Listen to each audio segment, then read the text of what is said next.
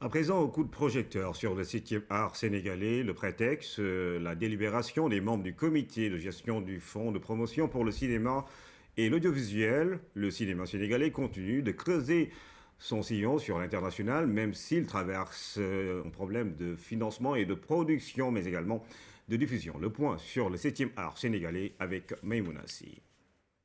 Le Sénégal a toujours été considéré par certains comme le berceau du 7e art en Afrique avec les productions cinématographiques des précurseurs comme Sembène Ousmane.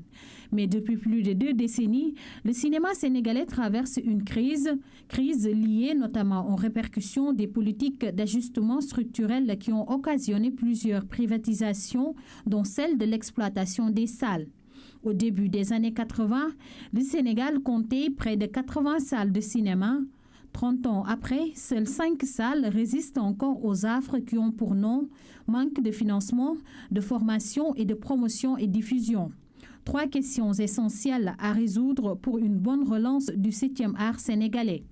Un art qui ne cesse de faire la fierté du Sénégal. On se souvient encore du sacre des films sénégalais primés au FESPACO 2013 à Ouagadougou et récemment la consécration d'acteurs sénégalais au Trophée francophone 2014 à Paris. Satisfaction pour les professionnels, mais aussi pour les plus hautes autorités qui ont décidé au lendemain du FESPACO 2013 d'accorder 1 milliard de francs CFA pour la promotion du cinéma et de l'audiovisuel. Malheureusement, le fonds d'appui pour la promotion du cinéma et de l'audiovisuel FOPICA, qui devait être opérationnel en 2014, ne l'est toujours pas. Aux dernières nouvelles, 80% du fonds ont été ponctionnés. Résultat des courses, 200 millions de francs CFA pour soutenir un secteur qui reste encore pourvoyeur d'emplois, en atteste l'intérêt de plus en plus affiché par les jeunes. D'où l'importance de mettre en point d'honneur la question de la formation. Cependant, il y a des raisons d'espérer avec la relance des rencontres cinématographiques de Dakar, les RECIDAC, tenues en décembre dernier. Une tentative de redonner à Dakar sa place de métropole culturelle sur le continent à travers un événement de grande envergure.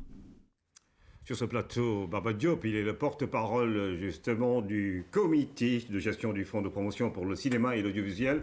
Alors, Monsieur Diop, bonsoir, bienvenue sur ce plateau. Bonsoir. Alors, c'est la bonne nouvelle du jour. Vous dites, ouf, enfin, vous avez votre argent. Comment ça s'est passé et quel est l'intérêt justement de ce fonds pour le cinéma et l'audiovisuel sénégalais? Je crois que ce sont les maisons de production, les cinéastes et tout ce monde qui gravite autour du cinéma qui doivent se dire ouf, enfin, parce que certains avaient dit que c'était un fonds... C'était du cinéma. En fait, on peut dire c'était du cinéma dans le cinéma, quoi. Bon, que ce fonds est pour le cinéma et on vient de le montrer. L'intérêt de ce fonds, c'est que d'abord, premièrement, ça permet au Sénégal d'avoir un stock de films. Vous savez que tous les ans, on faisait un film, parfois tous les 2 ans, un film. Aujourd'hui, on a sélectionné 25 films, 26 films. Donc, on peut dire que dans les 2 ans qui viennent, le Sénégal pourra avoir 26 films. Ensuite, au deuxième appel, le quota ne pourra que s'augmenter. Deuxièmement, c'est que ce fonds permet à des maisons de production de ne pas être en situation de mendiant, disons-le, parce que quand vous avez un projet et que vous allez voir des bailleurs de fonds, en tout cas des guichets, ou bien d'autres partenaires qui vous disent qu'est-ce que vous avez, vous dites que vous n'avez rien, cela vous met quand même dans une position inférieure. Aujourd'hui, avec 50% d'apport de ces maisons de production, ils peuvent effectivement discuter à l'égalité. Ça, c'est une bonne chose.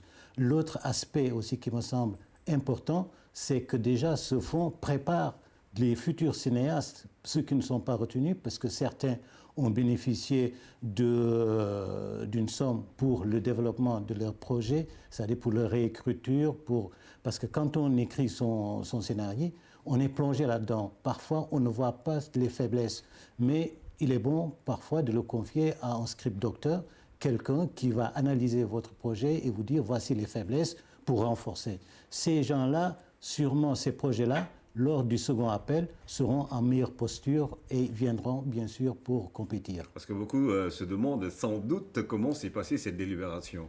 Oui, nous avions eu 2 collèges. Le premier collège, c'est le collège des lecteurs, qui était donc 3 collèges, parce qu'il y avait pour le long métrage, il y avait pour le court métrage, il y avait les séries télévision. puisque nous ne l'oublions pas, c'est le FOPICA, le Fonds de promotion à l'industrie cinématographique et à l'audiovisuel. Alors que les séries, en général, tout le monde sait que ce sont les télévisions qui doivent financer cela, mais c'est une bonne chose. Ça permet à nos télévisions, surtout qu'on va aller dans le basculement numérique, quand même de pouvoir en stock de séries, de films. Donc, le premier collège a reçu 76 projets. Il y avait au départ 80 projets, mais parce que par défaut de documents légalisant leur structure, bon, le quota était de 76 films. Donc, c'est 76 projets.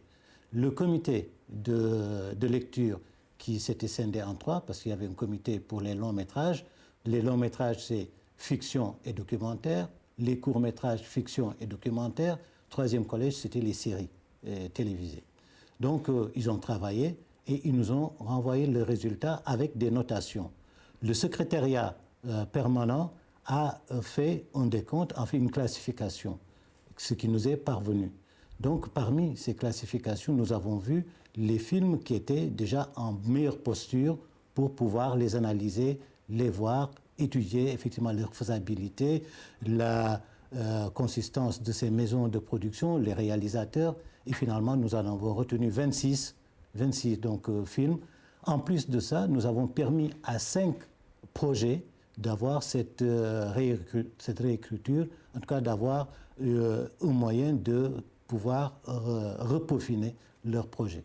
Donc au total, ce sera 31 projets de films. 76 projets, ça veut dire que le cinéma sénégalais est vivant, c'est assez nombreux, mais 1 milliard pour un fonds de promotion pour 26 films, c'est suffisant? Vous en voulez un peu plus ou quoi? Qu'est-ce que cela présage justement pour le cinéma sénégalais, pour son futur? Mais attention, ce fonds n'est pas fait pour... on n'est pas des producteurs de films. Ce fonds permet tout simplement aux porteurs de projets d'avoir d'abord une cagnotte, parce qu'eux, ils ont leur apport personnel. On leur donne une certaine somme pour compléter, comme ça, ils auront 50% ou même plus de leur participation. Ce qu'ils vont chercher auprès des télévisions ou auprès d'autres coproducteurs, ce sera dans l'ordre de 40 et quelques %. Donc ça, c'est faisable. Avant, ils venaient les mains vides pour aller chercher quand même dans les guichets. Et aujourd'hui, ils viennent à meilleure posture. Donc, il ne faut pas croire qu'effectivement, que l'État se substitue aux maisons de production. Ce sont les maisons de production qui sont les producteurs. On leur amorce la pompe, tout simplement. Et cet argent-là doit servir aussi au cinéma. Ce n'est pas à fond perdu. Il y aura des retours sur investissement qui vont permettre d'autres films de se réaliser. Je dis chapeau bas au président de la République pour une simple raison, puisqu'il a cru avec le PSE, avec le plan Sénégal émergent, d'intégrer le cinéma, qui est un secteur qui est porteur quand même d'emploi. N'oublions pas qu'un film qui se fait, c'est au minimum, disons, on a entre 100 et, disons, 60 et 100 personnes, du début à la fin. Vous voyez, aujourd'hui, avec 26 films, vous les multipliez par X. Ça veut dire que les jeunes qui sont dans les montages, qui sont effectivement dans le maquillage, qui sont dans les costumes, qui sont des techniciens de cinéma, tout ce beau monde-là aura du travail à faire. Et ça, quand même, c'est quelque chose d'appréciable. Il faut dire que ce n'est pas le premier fonds. Si on fait l'historique des fonds, il y a la SNPC au début des années 70. Mais ils ont fait que ce fonds a généré quand même à peu près, si ma mémoire est bonne, 4 longs métrages et quelques 7 courts métrages. Ensuite, on est resté pendant des années sans fonds. Il y a eu la SNPC qui avait acheté, je crois, 5 scénarios, mais parmi ces 5 scénarios, il n'y a eu que 3 ou 2 qui ont été effectivement matérialisés en film. Aujourd'hui, nous venons grâce au milliard du président de la République, c'est le second milliard parce qu'on l'a voté, donc permettre à 26 films, c'est la première fois que le Sénégal, dans les 2 ans à venir, vont se présenter avec 26 films. Bien sûr, le meilleur est dans le nombre. On espère qu'avec ces 26 projets, s'ils se réalisent, on aura, disons, 5 excellents films.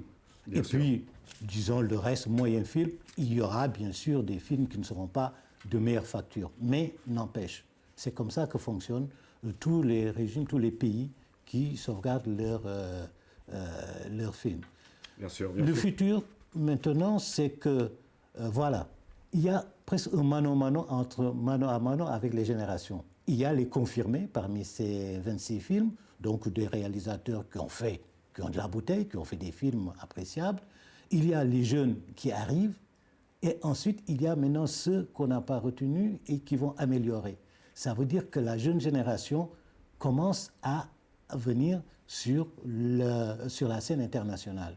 Et ça veut dire que nous aurons un stock de réalisateurs quand même appréciables les années à venir. Et on espère voir...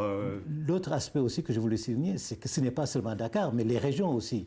Parce que n'oublions pas que le cinéma régional doit être un cinéma fort. Aujourd'hui, on a un quota de films, disons, dans la vallée du fleuve, puisque, si je cite, il y a au moins 4 ou 5 films parlés en poulard.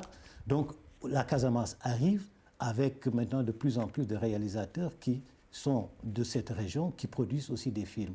Vous voyez, donc ça, c'est intéressant pour vraiment l'imaginaire des téléspectateurs, mais aussi pour la visibilité de notre pays. Bien sûr, bien sûr. Donc, il faut dire que voilà, enfin, ceux qui disaient que c'était du cinéma, voilà, le fond est pour le cinéma. C'est une réalité maintenant. Merci, Monsieur Diop Baba, qui est porte-parole donc du comité de gestion du Fonds de promotion pour le cinéma et l'audiovisuel, qui vient de récupérer ces fameux fonds. Et nous espérons voir tous ces films sur cette antenne, sur la RTS.